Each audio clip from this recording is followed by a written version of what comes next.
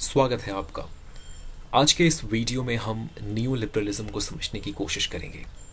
सबसे पहले आपको ये जानना है कि न्यू लिबरलिज्म क्लासिकल लिबरलिज्म का ही रीस्टेटमेंट है। मतलब न्यू लिबरलिज्म में क्लासिकल लिबरलिज्म के कई फीचर्स मौजूद हैं, लेकिन आपको यहाँ ये भी समझना है कि न्यू लिबरलिज्म सिर्फ और सिर्फ क्लासिकल लिबरलिज्म का रीस्टेटमेंट ही नहीं है। न्यू लिबरलिज्म में कुछ अलग भी है, कुछ नया भी है, कुछ डिफरेंट भी है। New liberalism is restatement of classical liberalism plus something else। Neo liberalism में क्लासिकल लिबरलिज्म के कई कंपोनेंट्स और फीचर्स मौजूद है, साथ ही साथ यहाँ पर कुछ अलग भी है, कुछ डिफरेंट भी है। There is something else. तो हमें नियो लिबरलिज्म के इन दोनों एस्पेक्ट्स को समझना होगा। हमें यह भी देखना होगा कि नियो लिबरलिज्म में क्लासिकल लिबरलिज्म के कौन कौन से एलिमेंट है, साथ ही साथ ये जो समथिंग एल्स है ये क्या है, ये भी हमें समझना होगा।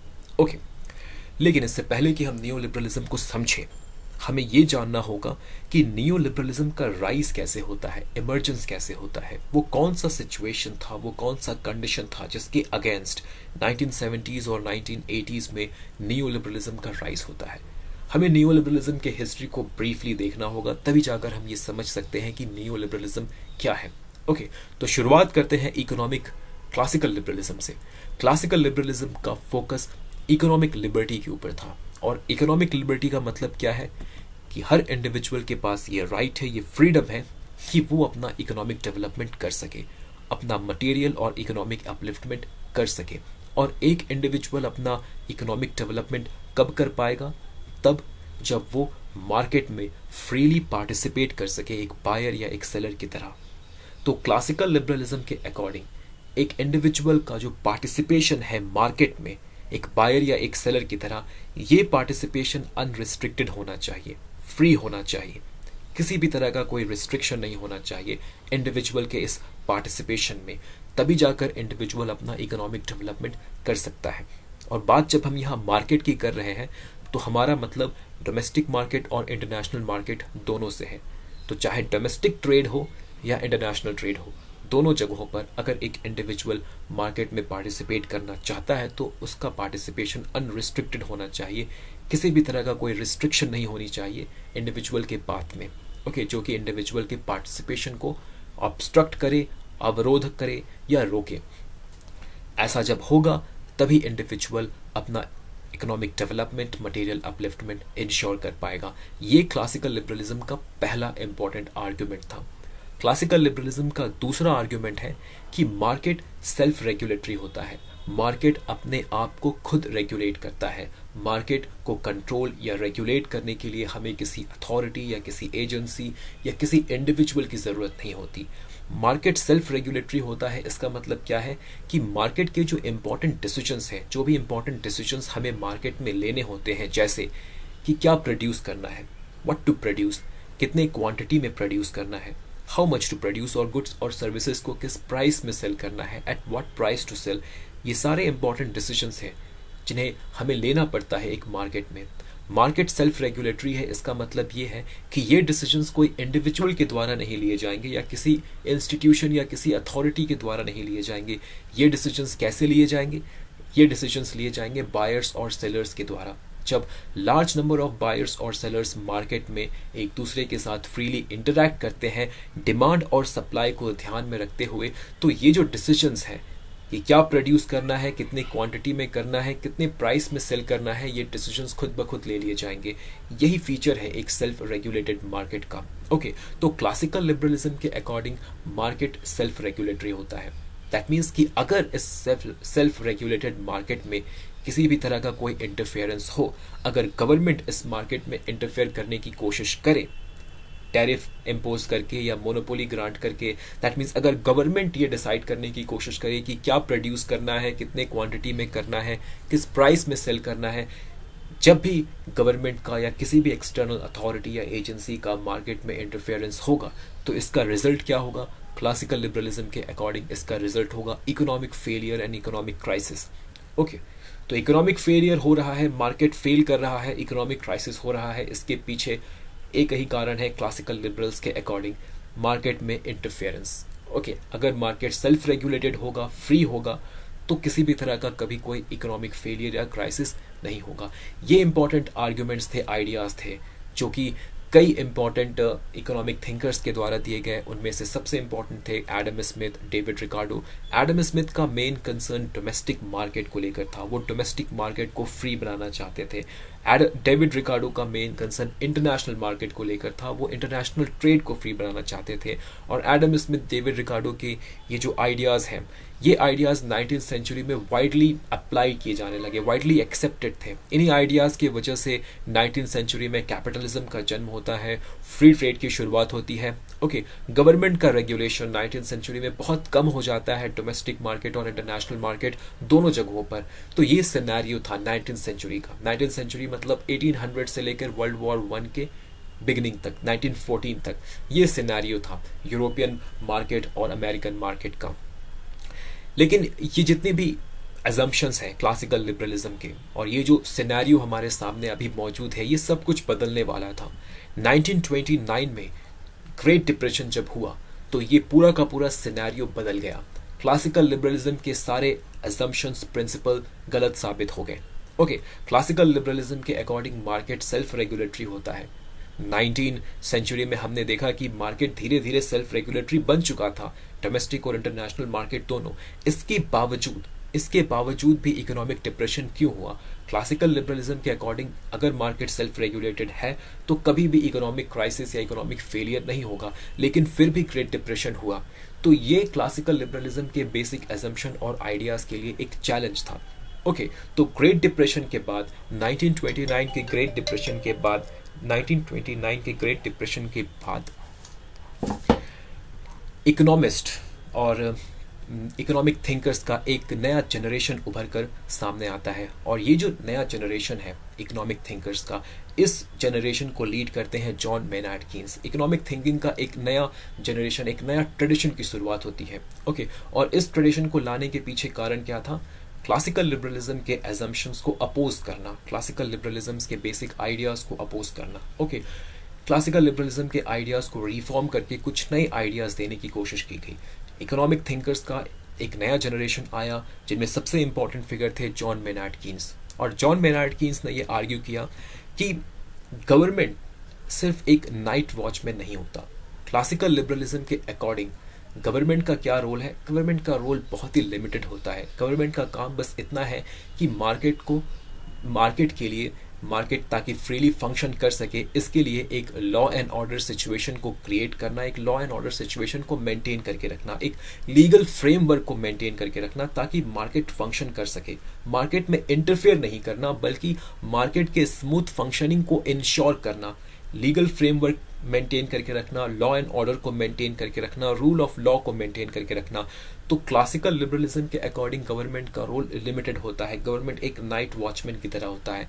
लेकिन जॉन मेनार्ड कीन्स ने कहा कि नहीं, गवर्नमेंट का रोल लिमिटेड नहीं होता। गवर्नमेंट का काम सिर्फ और सिर्फ लॉ एंड ऑर्डर को मेंटेन करना नहीं है। गवर्नमेंट का वर्क, गवर्नमेंट का रोल इससे भी अधिक है। ये पहला आर्गुमेंट था जो जॉन मेनार्ड कीन्स के द्वारा दिया गया। दूसरा इंपॉर्टेंट आर्गुमेंट था कि मार्केट सेल्फ रेगुलेटरी नहीं होता, मार्केट को रेगुलेट और कंट्रोल करने की ज़रूरत होती है। जॉन मेनार्ड कीन्स ने कहा कि मॉडर्न कैपिटलिज्म को अगर अनरेगुलेटेड छोड़ दिया जाए, फ्रीली फंक्शन करने के लिए छोड़ दिया जाए, तो ग्रेट डिप्रेशन जैसी घटनाएं बार बार होंगी, इकोनॉमिक क्राइसिस, इकोनॉमिक डिप्रेशन बार बार होंगी।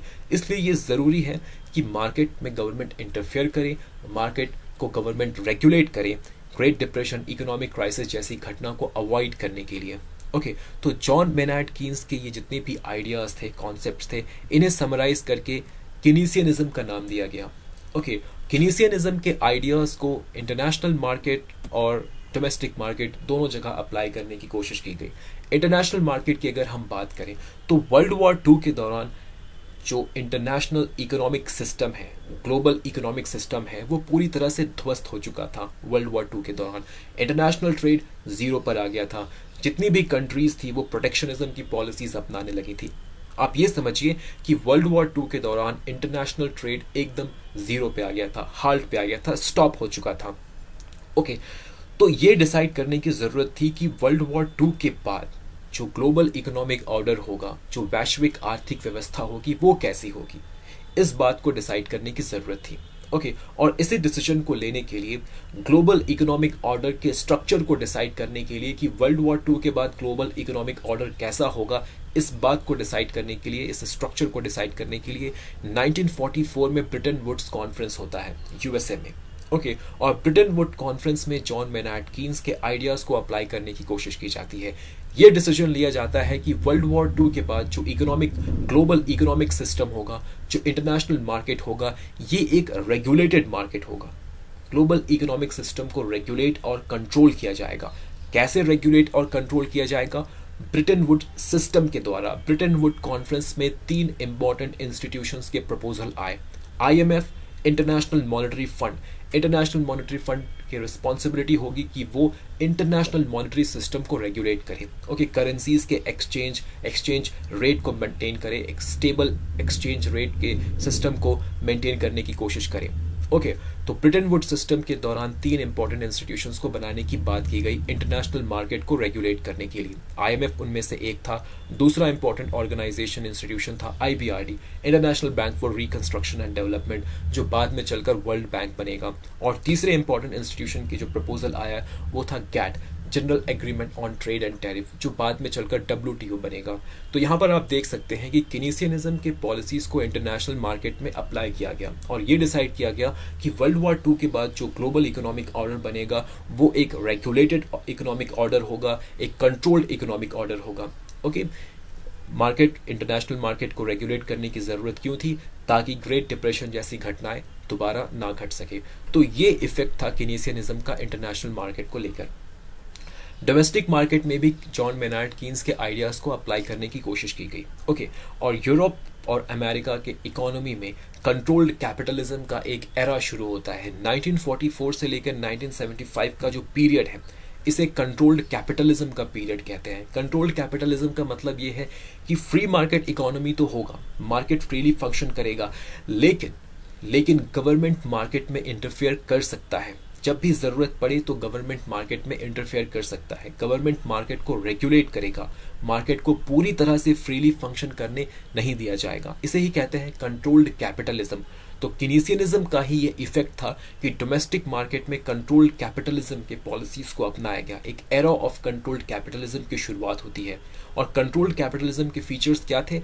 गवर्नमेंट का रेगुलेशन बढ़ गया था मार्केट में, गवर्नमेंट का रेगुलेशन मार्केट में बढ़ गया था इस पीरियड में। उसके बाद टैक्सेशन में इंक्रीमेंट होता है। गवर्नमेंट अधिक से अधिक टैक्स करने लगता है वेल्दी इंडिविजुअल्स को, बिजनेस हाउसेस को, कॉर्पोरेट हाउसेस को, बड़ी बड़ी कंपनियों को गवर्नमेंट टैक्स करने लगता है। इससे पहले टैक्सेशन बहुत कम हुआ करता था, लेकिन 1944 के बाद टैक्सेशन में हम इंक्रीमेंट को देखते हैं क्योंकि गवर्नमेंट का फंक्शन बढ़ रहा है, गवर्नमेंट को अपने काम को करने के लिए पैसों की ज़रूरत है और इसलिए गवर्नमेंट टैक्सेशन के ऊपर रिलाई कर रहा है। अपने इनकम को इंक्रीज करने के लिए गवर्नमेंट टैक्सेशन का सहारा ले रही थी। ओके इसके बाद गवर्नमेंट के स्पेंडिंग में भी हम इंक्रीमेंट देखते हैं, गवर्नमेंट का स्पेंडिंग भी इंक्रीज करता है। जॉन मेनार्ड कीन्स ने कहा था कि इकोनॉमिक डिप्रेशन या इकोनॉमिक रिसेशन कब होता है, इकोनॉमिक क्राइसिस कब होता है। जॉन मेनार्ड कीन्स ने कहा कि जब भी मार्केट में, इकोनॉमी में ओवरऑल डिमांड घटने लगता है, ओवरऑल डिमांड में गिरावट आने लगती है, तब इकोनॉमिक स्लो डाउन आता है, इकोनॉमिक क्राइसिस की शुरुआत होती है। तो जॉन मेनार्ड कीन्स ने कहा कि जब भी ऐसा सिचुएशन उत्पन्न हो, जब भी ऐसा सिचुएशन डेवलप होने लगे कि मार्केट में ओवरऑल डिमांड जो है वो घटने लगे, नीचे जाने लगे, तब गवर्नमेंट का रोल क्या है? गवर्नमेंट मार्केट में इंटरफेयर करे और पब्लिक स्पेंडिंग करे। ओके पैसे खर्च करे, इंफ्रास्ट्रक्चर को बिल्ड करने में अलग अलग प्रोग्राम्स और प्रोजेक्ट्स में गवर्नमेंट पैसे खर्च करे, पब्लिक स्पेंडिंग करे, पब्लिक एक्सपेंडिचर करे। अगर गवर्नमेंट पब्लिक स्पेंडिंग करती है, पब्लिक एक्सपेंडिचर करती है तो क्या होगा? धीरे धीरे डिमांड जो है वो रिवाइव होगा। गवर्नमेंट एक तरह से डिमांड को क्रिएट करेगी, आर्टिफिशियली गवर्नमेंट डिमांड को क्रिएट करेगी। ओके तो मार्केट में जब डिमांड कम होने लगता है, इकोनॉमी में जब डिमांड कम होने लगता है तो इकोनॉमिक क्राइसिस और रिसेशन का खतरा बढ़ जाता है। तो इस सिचुएशन में गवर्नमेंट का काम क्या है कि वो मार्केट में इंटरवीन करे, इंटरफेयर करे और पब्लिक स्पेंडिंग करे और डिमांड को इंक्रीज करने की कोशिश करे। अगर गवर्नमेंट ऐसा करने में सक्षम होती है तो इकोनॉमिक क्राइसिस को अवॉइड किया जा सकता है, इकोनॉमिक स्लो डाउन को अवॉइड किया जा सकता है। ये जॉन मेनार्ड कीन्स का आर्ग्यूमेंट था। ओके तो डोमेस्टिक मार्केट में कीनेसियनिज्म को अपनाया गया, यूएसए में अपनाया गया और ब्रिटेन में अपनाया गया, यूएसए में न्यू डील, ग्रेट सोसाइटी जैसे प्रोग्राम्स को लाया गया जो कि और कुछ नहीं थे, कीनेसियनिज्म के ही एप्लीकेशन थे, कीनेसियनिज्म का ही पॉलिसी वर्जन था। ओके, यूनाइटेड किंगडम में बिवरेज रिपोर्ट आता है 1942 में, जो ये कहता है कि गवर्नमेंट को वेलफेयर फंक्शन करना है। Okay, free market economy, capitalism से होने वाले जो बैड इफेक्ट्स हैं, बैड इफेक्ट्स क्या है कैपिटलिज्म का, फ्री मार्केट इकोनॉमी का, इनइक्वालिटी का इंक्रीज होना। ओके, रिच और अधिक रिच बनने लगता है, पुअर और अधिक पुअर हो जाता है, ये बैड इफेक्ट्स हैं कैपिटलिज्म के, फ्री मार्केट इकोनॉमी में। इनइक्वालिटी इंक्रीज होता है, रिच और पुअर के बीच जो गैप है वो बढ़ता है। बिवरेज रिपोर्ट ने कहा कि गवर्नमेंट का काम है कि वो मार्केट में इंटरवीन करे और इनइक्वालिटी के गैप को कम करे, पुअर पीपल के बारे में सोचे। ओके, वेल्थ का रीडिस्ट्रीब्यूशन करें। ओके, तो वेलफेयर स्टेट की नींव रखी गई कीनेसियनिज्म के द्वारा ही यूनाइटेड स्टेट्स और यूनाइटेड किंगडम में। ओके, तो ये सिनेरियो था 1970s तक। कीनेसियनिज्म को इंटरनेशनल मार्केट और डोमेस्टिक मार्केट में अप्लाई किया जाता है। ओके, लेकिन 1970s के आते आते 1970s तक ये सिनेरियो था, लेकिन 1970s के आते आते ये सिचुएशन बदलेगा, ये सिचुएशन चेंज होगा। शुरुआत होता है ब्रिटेन वुड सिस्टम के कोलैप्स के साथ। ब्रिटेन वुड सिस्टम कोलैप्स कर जाता है 1971 में। इसका मतलब क्या है, आइए इसे समझते हैं। ब्रिटेन वुड सिस्टम का मतलब है कि 3 इंपॉर्टेंट इंस्टीट्यूशंस जिनके बारे में हमने अभी बात की, IMF, वर्ल्ड बैंक और WTO। ओके, अभी हमारा फोकस होगा IMF के ऊपर। IMF को क्यों बनाया गया था 1944 में? हमने देखा IMF को इंटरनेशनल मॉनेटरी सिस्टम को रेगुलेट करने के लिए बनाया गया था।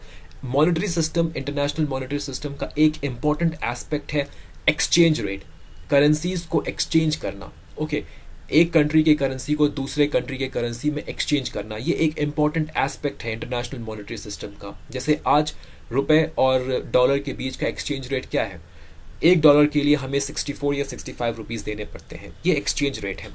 ओके, तो एक स्टेबल एक्सचेंज रेट को मेंटेन करना, ये IMF का एक इम्पॉर्टेंट फंक्शन था, एक इम्पॉर्टेंट रोल था। IMF के और भी कई इम्पॉर्टेंट फंक्शंस और रोल्स थे, लेकिन उनमें से एक इम्पॉर्टेंट रोल था कि एक स्टेबल एक्सचेंज रेट के सिस्टम को मेंटेन करना, ताकि इंटरनेशनल ट्रेड प्रॉपरली फंक्शन कर सके। ओके, और इकोनॉमिक डिप्रेशन जैसी घटना ना हो। और स्टेबल एक्सचेंज रेट को मेंटेन करने के लिए 1944 में ब्रिटेन वुड कॉन्फ्रेंस ने फिक्स्ड एक्सचेंज रेट के सिस्टम को अपनाया, गोल्ड स्टैंडर्ड के मेथड को अपनाया। फिक्स्ड एक्सचेंज रेट सिस्टम क्या होता है, गोल्ड स्टैंडर्ड मेथड क्या होता है, ये अभी हम यहाँ समझने की कोशिश नहीं करेंगे, ये हमारे स्कोप के बाहर है। आपको बस ये समझना है कि ब्रिटेन वुड सिस्टम कोलैप्स कैसे कर जाता है 1971 में, आपको ये समझना है, और इसलिए मैं आपको इन बातों को बता रहा हूँ। ओके, तो IMF को बनाया गया इंटरनेशनल मॉनेटरी सिस्टम को मेंटेन करने के लिए, एक स्टेबल एक्सचेंज रेट को मेंटेन करने के लिए, और इसके लिए fixed exchange rate system, gold standard method को अडॉप्ट किया गया। गोल्ड स्टैंडर्ड मेथड के स्मूथ फंक्शनिंग के लिए क्या जरूरी है कि कोई एक कंट्री अपने करेंसी को गोल्ड के एक फिक्स्ड अमाउंट के साथ कनेक्ट करे। ओके, कोई एक कंट्री के लिए ये जरूरी है कि अपने करेंसी को गोल्ड के एक फिक्स्ड अमाउंट के साथ कनेक्ट करे, जोड़े, तभी जाकर fixed exchange rate system, gold standard method जो है वो काम कर सकता है। तो 1944 में सिर्फ एक ही कंट्री था जो इस काम को करने के लिए केपेबल था, और वो था अमेरिका। सबसे अधिक गोल्ड रिजर्व 1944 में अमेरिका के पास था। तो अमेरिका इस बात के लिए राजी हो जाता है कि वो अपने करेंसी को गोल्ड के एक फिक्स्ड अमाउंट के साथ, फिक्स्ड क्वांटिटी के साथ कनेक्ट करेगा। $35 के लिए अमेरिका तैयार हो जाता है 1 आउंस गोल्ड देने के लिए। दैट मीन्स कोई भी अगर $35 लेके अमेरिका के पास जाता है तो अमेरिका उसे 1 आउंस गोल्ड देने का प्रॉमिस करता है। आउंस क्या है यहाँ पर? आउंस एक मेजरिंग यूनिट है, जैसे हम इंडिया में ग्राम या मिलीग्राम या किलोग्राम को यूज करते हैं, उसी तरह अमेरिका, यूनाइटेड स्टेट्स में आउंस, पाउंड जैसे मेजरिंग यूनिट को यूज किया जाता है। ओके, तो अमेरिका राजी हो जाता है $35 के लिए 1 आउंस गोल्ड देने के लिए। ओके, तो इसलिए अमेरिका जब अपने करेंसी को गोल्ड से कनेक्ट कर देता है, गोल्ड के एक फिक्स्ड क्वांटिटी से कनेक्ट कर देता है, तो gold standard method, fixed exchange rate system smoothly function करता है 1944 से 1970s तक। लेकिन 1971 में अमेरिका जो है गोल्ड स्टैंडर्ड मेथड से अपने आप को बाहर निकाल लेता है। अमेरिका कहता है कि अब वो डॉलर के बदले गोल्ड नहीं देगा, डॉलर को अब वो गोल्ड में कन्वर्ट नहीं करेगा। बहुत सारे रीजंस होते हैं, अमेरिका के डोमेस्टिक रीजन, बहुत सारे रीजंस होते हैं, इनके वजह से अमेरिका ये डिसीजन लेता है कि वो गोल्ड स्टैंडर्ड सिस्टम से बाहर जा रहा है।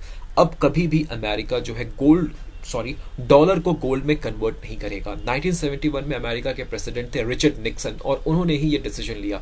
जैसे ही अमेरिका ये डिसीजन लेता है, जैसे ही अमेरिका ये कहता है कि अब वो डॉलर को गोल्ड में कन्वर्ट नहीं करेगा, जो फिक्स्ड एक्सचेंज रेट सिस्टम है, गोल्ड स्टैंडर्ड का जो सिस्टम है, वो ब्रेक डाउन हो जाता है, वो कोलैप्स कर जाता है।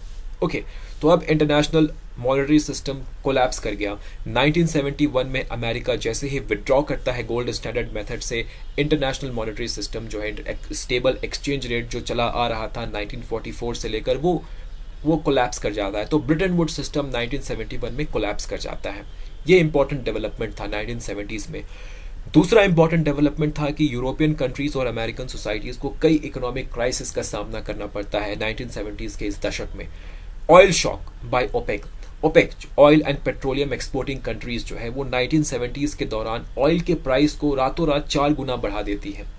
ओके, इसके वजह से भी कई इकोनॉमिक क्राइसिस को फेस करना पड़ता है यूरोपियन कंट्रीज और अमेरिका को और यूरोपियन कंट्रीज को, क्योंकि अमेरिका और यूरोपियन कंट्रीज ये अपने ऑयल के यूज़ के लिए इन्हीं ओपेक कंट्रीज के ऊपर डिपेंडेंट थी, और ये ओपेक कंट्रीज रातों रात ऑयल के प्राइस को 4 गुना बढ़ा देती हैं। इसे ही ऑयल शॉक कहा गया। तो 1970s में ऑयल शॉक की घटना घटी। उसके बाद स्टैगफ्लेशन का सामना करना पड़ा यूरोपियन कंट्रीज और अमेरिका को, स्टैगफ्लेशन का सामना करना पड़ा। स्टैगफ्लेशन एक सिचुएशन को कहते हैं जब इन्फ्लेशन इंक्रीज हो रहा होता है, प्राइस राइज हो रहा होता है और अनएम्प्लॉयमेंट भी इंक्रीज हो रहा होता है, लेकिन जो आउटपुट है इकोनॉमी का जो ग्रोथ रेट है वो नीचे जा रहा होता है। तो जब इन्फ्लेशन बढ़ रहा है, अनएम्प्लॉयमेंट बढ़ रहा है, लेकिन इकोनॉमी का ग्रोथ रेट नीचे जा रहा है, आउटपुट और प्रोडक्टिविटी नीचे जा रहा है, तो इस सिचुएशन को हम स्टैगफ्लेशन कहते हैं। तो 1970s के दौरान अमेरिका में, यूरोपियन कंट्रीज में स्टैगफ्लेशन का सिचुएशन क्रिएट होने लगता है। इसके साथ साथ गवर्नमेंट रेगुलेशन का भी बैड इफेक्ट नजर आने लगता है। जितने भी बड़े बड़े कंपनीज है, कॉर्पोरेट हाउसेज है, इनके प्रॉफिट धीरे धीरे नीचे जाने लगते हैं। तो ये सारा सिचुएशन था 1970s में, ये सिचुएशन क्रिएट हो गया। ओके, और इन्हीं सिचुएशंस के अगेंस्ट कुछ इकोनॉमिस्ट आते हैं और वो आर्ग्यू करना शुरू करते हैं कि अब ज़रूरत है गवर्नमेंट के रेगुलेशन को मार्केट में पूरी तरह से ख़त्म किया जाए, क्लासिकल लिबरलिज्म को फिर से रिवाइव किया जाए, फिर से क्लासिकल लिबरलिज्म को लाया जाए। ओके, तो क्लासिकल लिबरलिज्म को दोबारा लाने की बात की जाती है। और अभी जब क्लासिकल लिबरलिज्म का री इंट्रोडक्शन होगा, ये एक नए सिचुएशन, एक नए सिनेरियो में क्लासिकल लिबरलिज्म का री इंट्रोडक्शन होगा। और ये नया सिचुएशन और नया सिनेरियो क्या है? ग्लोबलाइजेशन का सिनेरियो है। 19th सेंचुरी में भी इंटरनेशनल ट्रेड होता था, लेकिन 1970s में जो सिचुएशन था ग्लोबलाइजेशन का, वो 19th सेंचुरी दैट मीन्स 1800 के सिचुएशन से डिफरेंट था। डिफरेंट कैसे था? इंक्रीज्ड कनेक्टिविटी, ट्रांसपोर्टेशन में बहुत अधिक डेवलपमेंट और इम्प्रूवमेंट हुआ था। कंट्रीज एक दूसरे से बहुत अधिक कनेक्ट हो पा रही थी। सी ट्रांसपोर्ट की अगर हम बात कर ले, एयर ट्रैवल की अगर हम बात कर ले, तो ट्रांसपोर्टेशन में बहुत अधिक डेवलपमेंट हो चुका था 1970s तक। और सबसे इम्पॉर्टेंट चेंज जो था वो इंटरनेट का आना था। 1980s और 1990s में इंटरनेट आता है, तो ग्लोबलाइजेशन का एक नए एरा की शुरुआत होती है। और इस ग्लोबलाइजेशन के सिचुएशन में क्लासिकल लिबरलिज्म को री इंट्रोड्यूस करने की बात होती है। ओके, कुछ इकोनॉमिक थिंकर्स क्लासिकल लिबरलिज्म को ग्लोबलाइजेशन के इस नए सिचुएशन में री इंट्रोड्यूस करने की बात करते हैं, एडवोकेट करते हैं। वो आर्ग्यू करते हैं कि क्लासिकल लिबरलिज्म को ग्लोबलाइजेशन के इस नए सिचुएशन में री इंट्रोड्यूस किया जाए। ओके, और जब क्लासिकल लिबरलिज्म को ग्लोबलाइजेशन के इस सिचुएशन में री इंट्रोड्यूस किया जाएगा, तो इसी का नतीजा होगा न्यू लिबरलिज्म। तो न्यू लिबरलिज्म क्या है? क्लासिकल लिबरलिज्म के प्रिंसिपल्स को ग्लोबलाइजेशन के नए सिचुएशन में, जब दुनिया बहुत अधिक कनेक्टेड है, एक ग्लोबल विलेज में ट्रांसफॉर्म हो चुकी है, कनेक्टिविटी बहुत इंक्रीज हो चुका है, ट्रांसपोर्टेशन टेक्नोलॉजी में बहुत चेंजेस आ चुके हैं, बहुत डेवलपमेंट आ चुके हैं, इंटरनेट के माध्यम से दुनिया एक दूसरे से बहुत अधिक कनेक्ट हो चुकी है। ये जो नया सिचुएशन है, ये जो नया सिनेरियो है, इस सिनेरियो में क्लासिकल लिबरलिज्म के प्रिंसिपल्स को अप्लाई करना ही न्यू लिबरलिज्म है। तो न्यू लिबरलिज्म क्या है? न्यू लिबरलिज्म के अकॉर्डिंग गवर्नमेंट का रेगुलेशन, ह्यूज पब्लिक स्पेंडिंग और high tariff barrier, international trade को डिस्करेज करने के लिए जितने भी हाई टैरिफ बैरियर्स है, ये सभी जो इनिशिएटिव्स हैं, ये सभी जो पॉलिसी मेजर्स हैं जो गवर्नमेंट के द्वारा लिए जाते हैं, गवर्नमेंट का regulation, high public expenditure, public spending, high tariff barrier, ये सारे पॉलिसी मेजर्स ही रिस्पॉन्सिबल है एक कंट्री के पुअर ग्रोथ के लिए। ये नियो लिबरलिज्म का आर्ग्यूमेंट था। ओके, और यहाँ पर नया क्या है, आप इस बात को समझिए कि नियो लिबरलिज्म ने आर्ग्यू किया कि government regulation, huge public spending, high tariff barrier, ये पुअर ग्रोथ के लिए रिस्पॉन्सिबल है, और ये ग्लोबल नॉर्थ के लिए भी रिस्पॉन्सिबल है और ग्लोबल साउथ के लिए भी रिस्पॉन्सिबल है। दैट मीन्स इंडस्ट्रियलाइज्ड कंट्रीज में अगर पुअर इकोनॉमिक ग्रोथ होता है, उसके लिए भी ये 3 कारण जिम्मेदार हैं। गवर्नमेंट का रेगुलेशन, ह्यूज पब्लिक स्पेंडिंग और हाई टैरिफ बैरियर, ये 3 कारण इसके लिए जिम्मेदार है। अगर डेवलप्ड कंट्रीज में पुअर इकोनॉमिक ग्रोथ रेट हम फेस करते हैं तो इसके लिए ये 3 कारण जिम्मेदार है। अगर एक डेवलपिंग कंट्री डेवलप नहीं कर पा रहा है, एक डेवलपिंग कंट्री अगर पुअर इकोनॉमिक ग्रोथ को फेस कर रहा है, तो नियो लिबरल थिंकर्स के अकॉर्डिंग वहां पर भी इन्हीं कारणों को अप्लाई किया जा सकता है। एक अगर डेवलपिंग कंट्री डेवलप नहीं कर पा रहा है, डेवलप्ड कंट्री की तरह एक डेवलपिंग कंट्री अगर पुअर इकोनॉमिक ग्रोथ को फेस कर रहा है, तो उसके पीछे भी ये 3 कारण हैं। गवर्नमेंट रेगुलेशन का होना, ह्यूज पब्लिक स्पेंडिंग का होना, हाई टैरिफ बैरियर का होना, इंटरनेशनल ट्रेड को डिस्करेज किया जाना।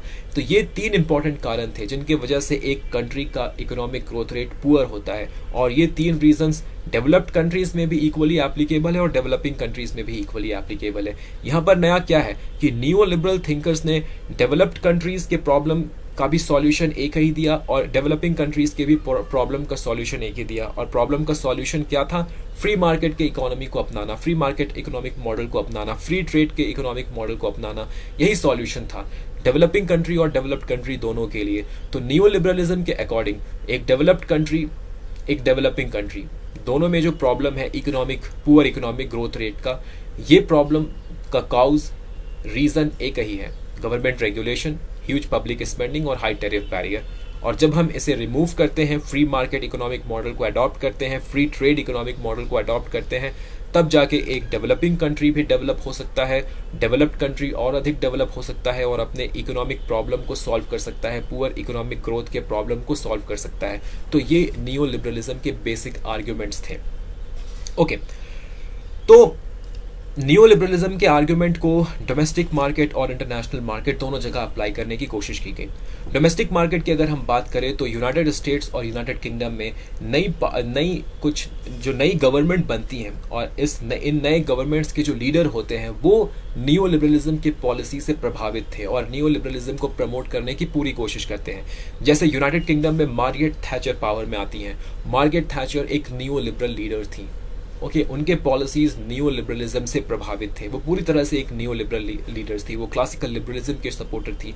यूनाइटेड स्टेट्स में रोनाल्ड रीगन आते हैं जो भी एक नियो लिबरलिज्म के सपोर्टर थे। इन्होंने गवर्नमेंट के रोल को कम करने की कोशिश की, मार्केट को फ्री करने की कोशिश की, मार्केट में गवर्नमेंट के रेगुलेशन को कम करने की कोशिश की। और रोनाल्ड रीगन और मार्गरेट थैचर के साथ ही यूएसए और अमेरिका में, यूएसए और यूनाइटेड किंगडम में नियो लिबरलिज्म की शुरुआत होती है। नियो लिबरलिज्म के पॉलिसीज को अप्लाई किया जाता है।